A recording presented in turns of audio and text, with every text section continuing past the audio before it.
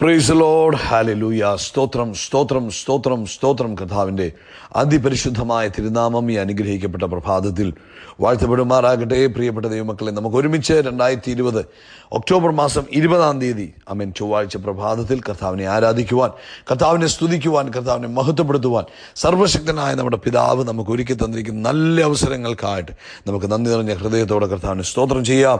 കരങ്ങളൊക്കെ ഉയർത്തി കർത്താവിന് സ്തോത്രം പറഞ്ഞേ. ഹല്ലേലൂയ.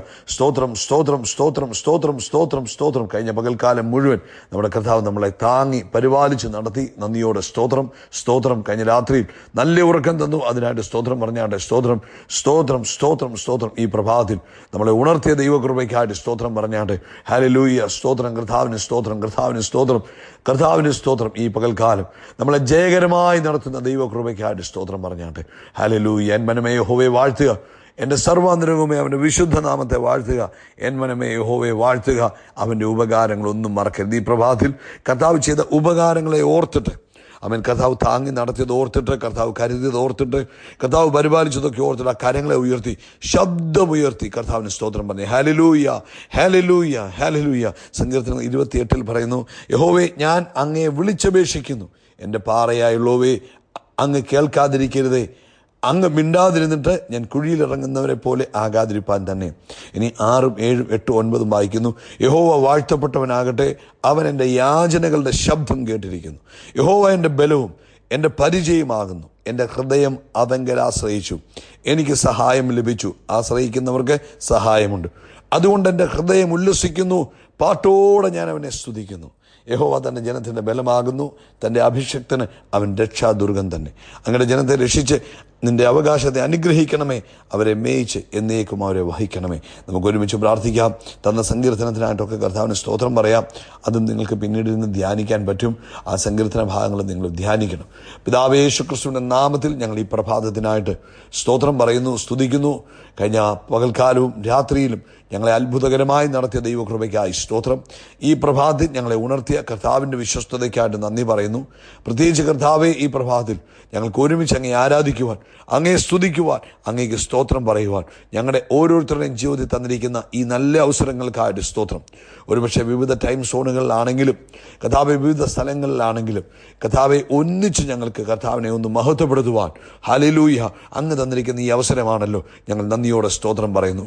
അപ്പാ, ഈ പ്രഭാതത്തിൽ യേശുവിൻ നാമത്തിൽ ഈ ശബ്ദം കേൾക്കുന്ന നിന്റെ കുഞ്ഞുങ്ങൾക്ക് വേണ്ടി പ്രാർത്ഥിക്കുന്നു. യേശുക്രിസ്തുവിന്റെ നാമത്തിൽ ഇവരെ അനുഗ്രഹിക്കുന്നു. ഇവർ കടന്നു പോകുന്ന സാഹചര്യം എന്തു തന്നെയാണെങ്കിലും അതിൻ്റെ മേൽ ദൈവത്തിൻ്റെ അത്ഭുത പ്രവൃത്തി കാണുവാൻ, ദൈവശക്തി വ്യാപരിക്കുന്നത് കാണുവാൻ, വിടുതൽ വ്യാപരിക്കുന്നത് കാണുവാൻ കർത്താവ് ഇടവരുത്തണമെന്ന് പ്രാർത്ഥിക്കുന്നു. പ്രത്യേകിച്ച് ആമേൻ ഹല്ലേലൂയ, അങ്ങയുടെ കരങ്ങളിലേക്ക് ഏൽപ്പിച്ചു പ്രാർത്ഥിക്കുന്ന രോഗികളായിരിക്കുന്നവർ യേശുക്രിസ്തുവിന്റെ നാമത്തിൽ സൗഖ്യമാകട്ടെ. അങ്ങ് എല്ലാ രോഗത്തിനും നല്ല വൈദ്യനായ യേശുവാ. അങ്ങയുടെ അടിപ്പിണരുകൾ ഞങ്ങൾക്ക് സൗഖ്യം നൽകിയിരിക്കുന്നു എന്ന് ഞങ്ങൾ വിശ്വസിക്കുന്നു. ഇന്ന് പ്രഭാതത്തിൽ യേശുക്രിസ്തുവിന്റെ അടിപ്പിണരുകളുടെ സൗഖ്യം കർത്താവേ, ഈ ശബ്ദം കേട്ടുകൊണ്ടിരിക്കുന്നവരുടെ മേൽ യേശുക്രിസ്തുവിന്റെ നാമത്തിൽ വ്യാപരിക്കട്ടെ, സൗഖ്യമാകട്ടെ. ഏതു തരത്തിലുള്ള രോഗമായിക്കോട്ടെ, അവർ ഈ പ്രഭാതത്തിൽ പൂർണ്ണ ആരോഗ്യം പ്രാപിക്കട്ടെ, പൂർണ്ണ സ്വസ്ഥത പ്രാപിക്കട്ടെ. എല്ലാ ബ്രീത്തിങ് ഡിഫിക്കൽട്ടീസും യേശുവിൻ്റെ നാമത്തിൽ മാറിപ്പോകട്ടെ. എല്ലാ സ്കിൻ അലർജികളും യേശുവിൻ്റെ നാമത്തിൽ സൗഖ്യമാകട്ടെ. പ്രത്യേകിച്ച് ഡാൻഡ്രഫിനാൽ ഭാരപ്പെട്ട് തലയിലെ സ്കിന്നിനകത്ത് അലർജി വന്നിട്ട് പ്രത്യേകിച്ച് ഡാൻഡ്രഫ്, അതുകൂടാതെ തലയിലെ സ്കിന്നിൻ്റെ മേൽ അലർജി വന്ന് ബുദ്ധിമുട്ടിയിരിക്കുന്നവർക്ക് വേണ്ടി പ്രാർത്ഥിക്കുന്നു. സ്വർഗത്തിനും ഭൂമിക്കും നാഥനായ യേശുവിൻ നാമത്തിൽ സൗഖ്യമാകട്ടെ. പൂർണ്ണ സൗഖ്യം അവരുടെ മേൽ ഇറങ്ങട്ടെ. കർത്താവിൻ്റെ കരം നീട്ടിയിരിക്കുന്നതിനായിട്ട് സ്തോത്രം. അതുകൊണ്ട് കാൽ വെള്ളയ്ക്ക് അലർജിയും സ്കിന്നിനും കംപ്ലൈൻറ്റുമായിരിക്കുന്നവർക്ക് വേണ്ടി പ്രാർത്ഥിക്കുന്നു. സ്വർഗത്തിനും ഭൂമിക്കും നാഥനായ യേശുവിൻ്റെ നാമത്തിൽ സൗഖ്യമാകട്ടെ. അതുപോലെ കർത്താവ്, ഈ പ്രഭാതത്തിൽ സീരിയസ് കണ്ടീഷനിൽ കിടക്കുന്നവർക്ക് വേണ്ടി ഞങ്ങൾ പ്രാർത്ഥിക്കുക. അങ്ങ് സൗഖ്യമാക്കുന്ന യഹോവയാ. യേശുവിൻ്റെ നാമത്തിൽ വെന്റിലേറ്ററിൽ കിടക്കുന്നവർ, ഹോസ്പിറ്റലിലെ കിടക്കകളിൽ കിടക്കുന്നവർ ഇന്ന് പ്രഭാതത്തിൽ സൗഖ്യമാകട്ടെ. ഇന്ന് പ്രഭാതത്തിൽ സൗഖ്യമാകട്ടെ. യേശുവിൻ്റെ നാമത്തിൽ സൗഖ്യമാകട്ടെ. അതിവേദനകളിൽ നിന്ന് ദൈവം അവരെ വിടുവിക്കണം. എല്ലാ ബുദ്ധിമുട്ടുകളിൽ നിന്നും കർത്താവ് സൗഖ്യമാക്കിയിരിക്കുന്നതിന് അങ്ങേക്ക് നന്ദി പറയുന്നു. അതുപോലെ തന്നെ കർത്താവെ, ജോലിയില്ലാതിരിക്കുന്നവർ യേശുക്രിസ്തുവിന്റെ നാമത്തിൽ ഇന്ന് അവർക്ക് ഇന്റർവ്യൂ കോളുകൾ വരട്ടെ. ഇന്ന് അപ്പോയിന്റ്മെന്റ് ഓർഡർ ലഭിക്കട്ടെ. ഇന്ന് കോൺട്രാക്റ്റുകൾ സൈൻ ആകട്ടെ. ഹല്ലേലൂയ, സ്തോത്രം. ബിസിനസ്സിൽ ക്ഷീണിച്ചിരിക്കുന്നവർക്ക് വേണ്ടി കർത്താവ് ഇന്ന് പുതിയ വഴി തുറക്കണം. യേശുവിന്റെ നാമത്തിൽ പുതിയ കോൺട്രാക്റ്റുകൾ, പുതിയ ബിസിനസ്സുകൾ യേശുവിന്റെ നാമത്തിൽ തന്റെ കുഞ്ഞുങ്ങൾക്ക് ലഭിക്കട്ടെ എന്ന് പ്രാർത്ഥിക്കുന്നു. അതുപോലെ കർത്താവെ, കുഞ്ഞുങ്ങളുടെ വിദ്യാഭ്യാസത്തോടുള്ള ബന്ധത്തിൽ ഭാരപ്പെട്ട് കേട്ടുകൊണ്ടിരിക്കുന്നവർക്ക് വേണ്ടി പ്രാർത്ഥിക്കുന്നു. കർത്താവ് അത്ഭുതം ചെയ്യണമേ എന്ന് പ്രാർത്ഥിക്കുന്നു. കർത്താവ് ലോകമെമ്പാടുമുള്ള ദൈവദാസന്മാരെയും ദൈവസഭയെയും ദൈവജനത്തെയും യേശുവിൻ്റെ നാമത്തിൽ അനുഗ്രഹിച്ച് പ്രാർത്ഥിക്കുന്നു.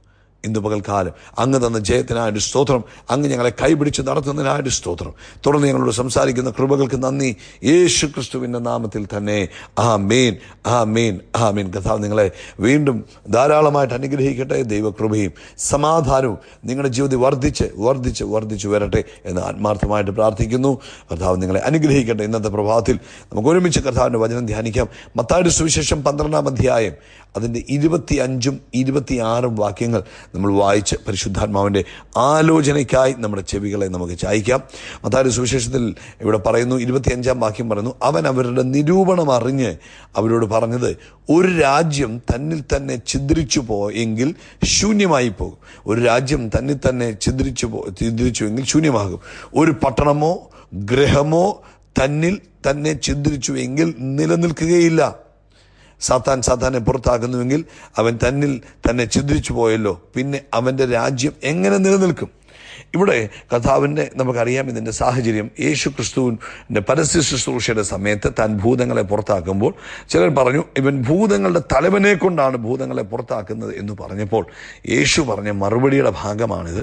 ഇത് വളരെ മർമ്മപ്രധാനമായ ഒരു ഭാഗമായിട്ട് ദൈവാത്മാവ് അടിയനെ ഓർപ്പിച്ചു. അവിടെ പറയുന്നത്, യേശു പറയുക, നിങ്ങൾക്കറിയാൻ മേലായോ, അവൻ അവരുടെ നിരൂപണം അറിഞ്ഞിട്ട് ഒരു രാജ്യം തന്നിൽ തന്നെ ഛിദ്രിച്ചു എങ്കിൽ ശൂന്യമായി പോകും.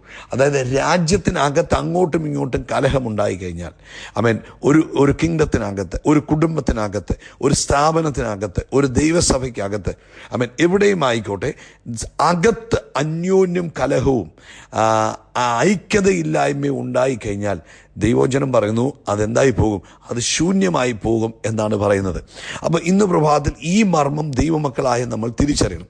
ഞാൻ ഈ സന്ദേശം പറയുവാനായിട്ടിരിക്കുമ്പോൾ കർത്താവിൻ്റെ ആത്മാവ് എന്നോട് പറഞ്ഞത്, ഇതൊരു ഡിവൈൻ വിസ്ഡമാണ്. അതായത് നമ്മൾ തിരിച്ചറിയണം, ദൈവവചനം എന്ന് പറയുന്നത് നമുക്ക് ജ്ഞാനം തരികയാണ്. അപ്പോൾ ആ ജ്ഞാനത്തെ നമ്മൾ മനസ്സിലാക്കണം.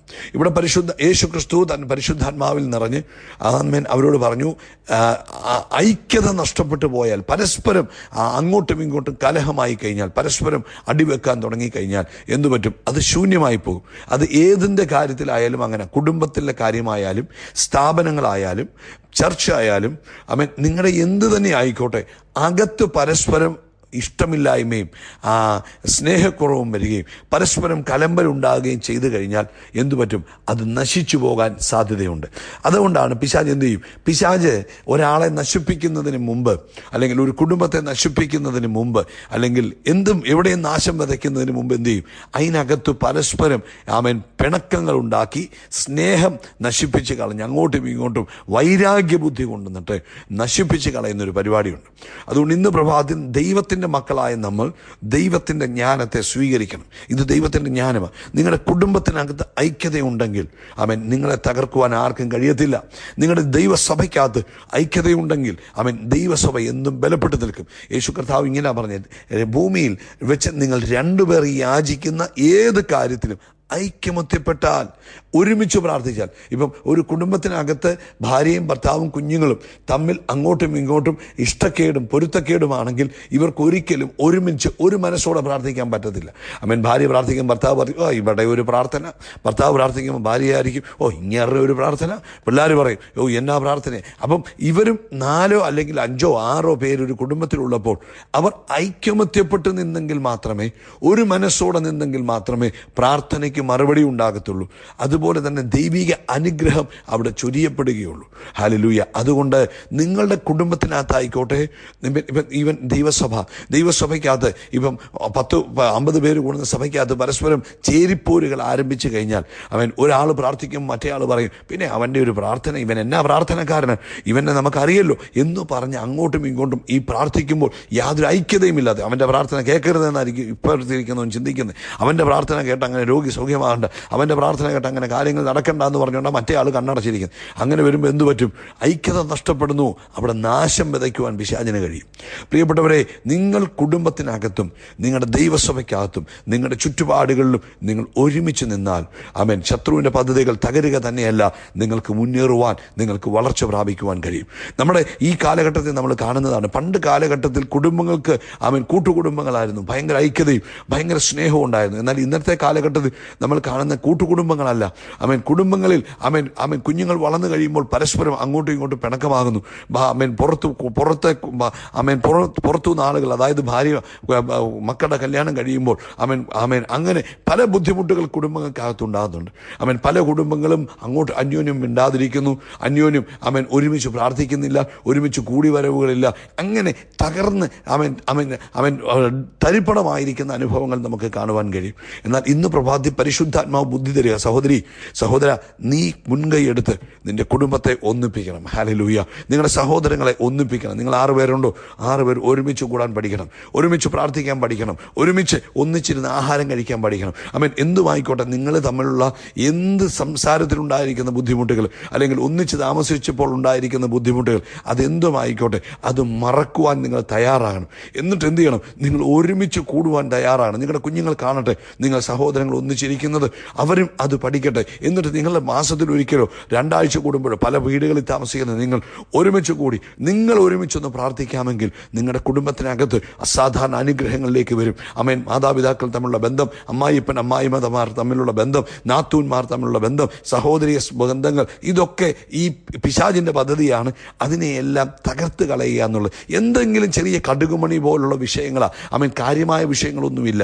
ഈ ചെറിയ ചെറിയ വിഷയങ്ങൾ കൊണ്ടുവന്നിട്ട് മുഖം വേർപ്പിച്ച് അങ്ങോട്ടും ഇങ്ങോട്ടും സംസാരിക്കാൻ അനുവദിക്കാതെ തകർത്ത് കളയുക. ഇതുകൊണ്ട് എന്താ സംഭവിക്കുന്നറിയാമോ? ദൈവത്തിന് നിങ്ങളെക്കുറിച്ചുള്ള വലിയ പദ്ധതികളിലേക്ക് കൊണ്ടുവരാൻ പറ്റാതിരിക്കുക. പലപ്പോഴും ദൈവം ആഗ്രഹിച്ച പല പദ്ധതിയിലേക്ക് നിങ്ങൾക്കോ നിങ്ങളുടെ കുടുംബങ്ങൾക്കോ കയറിപ്പറ്റുവാൻ പറ്റാതിരിക്കുന്ന സാഹചര്യമാണ്. അതുകൊണ്ട് ഇന്ന് പ്രഭാതത്തിൽ കർത്താവിൻ്റെ ആത്മാവ് പറയുന്ന ആലോചന ഇതാ: യൂണിറ്റി ഈസ് ഇമ്പോർട്ടൻറ്റ്. നമ്മൾ മലയാളത്തിലൊക്കെ പറയത്തില്ലേ, പണ്ട് എസ്സേ റൈറ്റിങ്ങിനകത്തുണ്ടായിരുന്നല്ലോ, ഉപന്യാസം എഴുതാൻ ഐക്യമത്യം മഹാബലം. പ്രിയപ്പെട്ടവരെ, അത് ആത്മീകത്തിലും ഐക്യമത്യം വളരെ ഇമ്പോർട്ടൻ്റാണ്. അതുകൊണ്ട് നിങ്ങൾ സഹോദരങ്ങൾ, ആദ്യമേ നിങ്ങളുടെ ഭവനത്തിനകത്ത് ഐക്യതയുണ്ടാകണം. നിങ്ങൾ ഒരമ്മയുടെ മക്കളായി ജനിച്ചവർ, വ്യത്യസ്ത കുടുംബങ്ങളിൽ നിന്ന് കല്യാണം കഴിച്ച് കഴിയുമ്പോൾ ഉണ്ടാകുന്ന ആ ഒരു ബുദ്ധിമുട്ടുണ്ടല്ലോ, അതിന്ന് പകൽക്കാലം യേശുവിൻ്റെ നാമത്തിൽ ബ്രേക്ക് ആകട്ടെ. നിങ്ങൾ ഒരുമിക്കണം, നിങ്ങൾ ഒരുമിച്ച് കൂടണം, ഒരുമിച്ച് ആഹാരം കഴിക്കണം, ഒരുമിച്ച് പ്രാർത്ഥിക്കണം. നിങ്ങളുടെ കുഞ്ഞുങ്ങളെ അത് പഠിപ്പിക്കണം. ഹല്ലേലൂയ. ദൈവസഭയ്ക്കകത്ത് ഐക്യമത്യം ഉണ്ടാകണം. നിങ്ങളുടെ കുഞ്ഞുങ്ങളോട് പറയണം, ഒരുമിച്ച് നിൽക്കുവാൻ പറയണം. അങ്ങനെ വരുമ്പോൾ പ്രിയപ്പെട്ടവരെ, ദൈവത്തിൻ്റെ അത്ഭുത പ്രവൃത്തികൾ നിങ്ങൾക്ക് കാണുവാൻ കഴിയും. ദൈവത്തിൻ്റെ അസാധാരണ അനുഗ്രഹങ്ങൾ നിങ്ങളുടെ കുടുംബത്തിനകത്ത് പെയ്തിറങ്ങുന്ന കാണുവാൻ കഴിയും. തിരുവചനത്തിൽ നമ്മൾ ധ്യാനിക്കുകയാണെങ്കിൽ, വാക്യങ്ങൾ എടുക്കുകയാണെങ്കിൽ ഐക്യതയ്ക്ക് ഒത്തിരി പ്രാധാന്യങ്ങൾ നമുക്ക് കാണുവാൻ കഴിയും. എന്നാൽ ഒറ്റ വാക്ക്, ഇതാ സഹോദരന്മാർ ഒത്തൊരുമിച്ച് വസിക്കുന്നു. അവിടെ ഇങ്ങനെ പറയുന്നത്, വസിക്കുന്നത് എത്ര ശുഭവും എത്ര മനോഹരവുമാകുന്നു. അത് വസ്ത്രത്തിൻ്റെ വെളുമ്പിലേക്ക് നീണ്ടുകിടക്കുന്ന താടിയിലേക്ക്, അഹരോൻ്റെ താടിയിലേക്ക് തന്നെ ഒഴുകുന്നതായി അവൻ്റെ തലയിലെ വിശേഷ തൈലം പോലെയും സിയോൻ പർവ്വതത്തിൽ പെയ്യുന്ന ഹെർമോനിയ മഞ്ഞു പോലെയുമാകുന്നു. അവിടെയല്ലോ യഹോവ അനുഗ്രഹവും ശാശ്വതമായ ജീവനും കൽപ്പിച്ചിരിക്കുന്നത്. അപ്പോൾ ഐക്യതയുള്ളിടത്താണ് ദൈവം അനുഗ്രഹവും ശാശ്വതമായ ജീവനും കൽപ്പിക്കുന്നത്. അവിടെയാണ് സ്വർഗത്തിലെ മഞ്ഞു പെയ്യുന്നത്, അവിടെയാണ് അഭിഷേകം ഒഴുകപ്പെടുന്നത്. അതുകൊണ്ട് സഭ ഐക്യമത്യപ്പെടണം. അന്യോന്യം എന്തെങ്കിലുമൊക്കെ വിഷയങ്ങൾ കമ്മിറ്റിയൊക്കെ പറഞ്ഞ് അന്യോന്യം വഴക്കുണ്ടാക്കാതെ, സ്ഥാനമാനങ്ങൾക്ക് വേണ്ടി, മോഹങ്ങൾക്ക് വേണ്ടി അന്യോന്യം പോരടിക്കാതെ. പ്രിയപ്പെട്ടവർ, ഇതൊക്കെ പിശാചിൻ്റെ പദ്ധതിയാണ്. നിങ്ങളെ തമ്മിൽ പിണക്കിയിരുത്തിയിരിക്കുന്നുണ്ട്. സഹോദര, നിന്റെ സഹോദരനെ തമ്മിൽ പിണക്കിയിരുത്തിയിരിക്കുന്ന പിശാച. സഹോദരി, നിങ്ങളെ തമ്മിൽ പിണക്കിയിരുത്തിയിരിക്കുന്ന പിശാച. സഹോദര, സഭയ്ക്കകത്ത് ആ വഴക്കുണ്ടാക്കിയിരിക്കുന്ന പിശാചിൻ്റെ പദ്ധതിയാണ്. അതുകൊണ്ട് സമാധാനമുണ്ടാക്കുന്നവർ ദൈവത്തിൻ്റെ പുത്രന്മാർ എന്ന് തിരുവചനം പറയുമ്പോൾ ദൈവത്തിൻ്റെ ജ്ഞാനം പരിശുദ്ധാത്മാവ് ഉപദേശിക്കുക. ഐക്യതയോടെ നിൽക്കുക, നിങ്ങൾ അസാധാരണ അനുഗ്രഹത്തിലേക്ക് കയറി വരും. ഐക്യതയോടെ നിൽക്ക്, നിങ്ങളുടെ പ്രാർത്ഥനകൾക്ക് വേഗത്തിൽ മറുപടി വരും. ഐക്യതയോടെ നിൽക്ക്, അഭിഷേകത്തിൻ്റെ ആ നദി നിങ്ങളുടെ ഭവനങ്ങൾക്കകത്ത്, നിങ്ങളുടെ സഭയ്ക്കകത്ത് ഒഴുകുവാൻ ഇടവരും. അതുകൊണ്ട് അതും ഇതും പറഞ്ഞ്, അയ്യോ അവൻ അങ്ങനെ പറഞ്ഞില്ലേ, അവൾ അങ്ങനെ പറഞ്ഞില്ലേ എന്ന് പറഞ്ഞ് നിങ്ങളുടെ അനുഗ്രഹത്തെ നിങ്ങൾ കളഞ്ഞു കൊളിക്കരുത്. അതുകൊണ്ട് ഇന്ന് പകൽക്കാലം ഒരു തീരുമാനമെടുക്കാം, ഞാൻ ഐക്യതയ്ക്ക് മുൻകൈ എടുക്കും. യെസ്, ആമേൻ. അയ്യോ അവരെടുക്കാൻ വരട്ടെ, നിങ്ങൾ ആദ്യം എടുക്കുക. ഈ വചനം കേട്ട നിങ്ങൾ ആദ്യം ഐക്യതയ്ക്കുള്ള മുൻകൈ എടുക്കുക. കാലെടുത്ത് എടുത്തു വെക്ക്. ഞാൻ ഐക്യതയ്ക്ക് മുൻകൈ എടുക്കും. ഞാൻ അതിനുവേണ്ടി എനിക്ക് താഴേണ്ട വന്നാൽ ഞാൻ താഴാൻ തയ്യാറാണ്. എന്തെങ്കിലും ഒരു നഷ്ടം അതിനുവേണ്ടി വന്നാൽ ആ നഷ്ടം ഞാൻ സഹിക്കാൻ തയ്യാറാണ്. പക്ഷെ ഇന്ന് മുതൽ ഞാൻ ഐക്യതയ്ക്ക് വേണ്ടി, എൻ്റെ കുടുംബത്തിനകത്തായിക്കോട്ടെ, എൻ്റെ ജോലി സ്ഥലത്തായിക്കോട്ടെ, എൻ്റെ സഭയ്ക്കകത്തായിക്കോട്ടെ, ദൈവം എന്നെ ആക്കി വെച്ചിരിക്കുന്ന എവിടെയും ഞാൻ എന്തിനു വേണ്ടി പ്രവർത്തിക്കും? ഞാൻ ഐക്യത ഉണ്ടാകാൻ പ്രവർത്തിക്കും. അങ്ങനെ നിങ്ങൾ ചെയ്യുമ്പോൾ എന്ത് സംഭവിക്കുമെന്നറിയാമോ? കുടുംബം, സഭ, ദേശം എല്ലാം അനുഗ്രഹിക്കപ്പെടാൻ തുടങ്ങും. അതുകൊണ്ട് ഇന്ന് പ്രഭാതത്തിൽ ഈ ശബ്ദം കേൾക്കുന്ന പ്രിയ ദൈവമക്കളെ, ഐക്യത ദൈവത്തിൻ്റെ ബുദ്ധി ആണ്, ദൈവം തന്ന ആലോചനയാണ്. അതുകൊണ്ട് ഒരു രീതിയിലും നിങ്ങളുടെ ഭവനത്തിലായിക്കോട്ടെ, നിങ്ങളുടെ ചർച്ചിലായിക്കോട്ടെ, നിങ്ങളുടെ ചുറ്റുപാടുകളിലായിക്കോട്ടെ, ഐക്യത നഷ്ടപ്പെടുത്തി കളയില്ല കേട്ടോ. അത് അപ്പനും മക്കളും, അപ്പ അമ്മ സഹോദരങ്ങൾ, പ്രിയപ്പെട്ടവർ എല്ലാവരും ഒരുമിച്ച് ഈ ദിവസങ്ങളിൽ കൂടുക, ദൈവത്തെ ആരാധിക്കുക, മഹത്വപ്പെടുത്തുക, കർത്താവിന് ശക്തിയും ബലവും ഒക്കെ അർപ്പിക്കുക. അങ്ങനെ വരുമ്പോൾ എന്തു പറ്റും? വലിയ അനുഗ്രഹങ്ങൾ നിങ്ങൾക്ക് കാണാൻ കഴിയും. നിങ്ങൾക്ക് വീഡിയോ കോളുകളിലൂടെ പ്രാർത്ഥിക്കാം. ഇപ്പം ഇങ്ങനെയുള്ള പ്രശ്നങ്ങളൊക്കെ ഉണ്ട്. കോവിഡിൻ്റെ സീസണൊക്കെ ആയതുകൊണ്ട് ഒന്നിച്ചു കാണാനും പ്രാർത്ഥിക്കാനും പറ്റുന്നില്ലേ? ഒരു വാട്സപ്പ് വീഡിയോ കോൾ ചെയ്യും, എന്നിട്ട് ഒരുമിച്ച് പ്രാർത്ഥിക്കും. എന്നിട്ട് നിങ്ങളുടെ സഹോദരങ്ങൾ ഒരുമിച്ച് പ്രാർത്ഥിക്കും. അതിനൊക്കെ ഭയങ്കര ബലമാണ്, അതിനൊക്കെ ഭയങ്കര വിടുതലാണ് പ്രിയപ്പെട്ടവർ. ഒന്നിച്ചൊരു വീഡിയോ കോൾ, ഗ്രൂപ്പ് കോളൊക്കെ ചെയ്തിട്ട് ഒന്നിച്ച് ഒരേ സമയത്തിരുന്ന് പ്രാർത്ഥിച്ചൊക്കെ നോക്കിക്കേ, നിങ്ങൾ ഇതുവരെ കണ്ടിട്ടില്ലാത്ത അത്ഭുതങ്ങൾ നിങ്ങളുടെ ജീവിതത്തിൽ കാണുവാൻ കഴിയും. കർത്താവ് നിങ്ങളെ ഈ വചനങ്ങളാൽ അനുഗ്രഹിക്കട്ടെ. ദൈവത്തിൻ്റെ കൃപയും ദൈവിക സമാധാനവും സ്വസ്ഥതയും നിങ്ങളുടെ ജീവിതത്തിൽ വർദ്ധിച്ചു വരുമാറാകട്ടെ. ഐക്യതയോടെ മുന്നേറുവാൻ ഇന്ന് പരിശുദ്ധാത്മാവ് നമ്മളെ ഓരോരുത്തരെയും സഹായിക്കട്ടെ. ആരാ മുൻകൈ എടുക്കേണ്ടത്? ഈ ശബ്ദം കേട്ട നിങ്ങൾ മുൻകൈ എടുക്കണം. അവർ ചെയ്യട്ടെ, ഇവർ ചെയ്യട്ടെ, അവർ ക്ഷമ പറയട്ടെ, ഇവർ ക്ഷമ പറയട്ടെ. നോ, ഈ വചനം കേട്ട നിങ്ങൾ മുൻകൈ എടുക്കുവാൻ പരിശുദ്ധാത്മാവ് നിങ്ങളോട് പറയുന്നു. കർത്താവ് അനുഗ്രഹിക്കട്ടെ. We are shining by the power of Holy Spirit. I am blessed. I am really blessed. I am permanently blessed. God bless you. God bless you.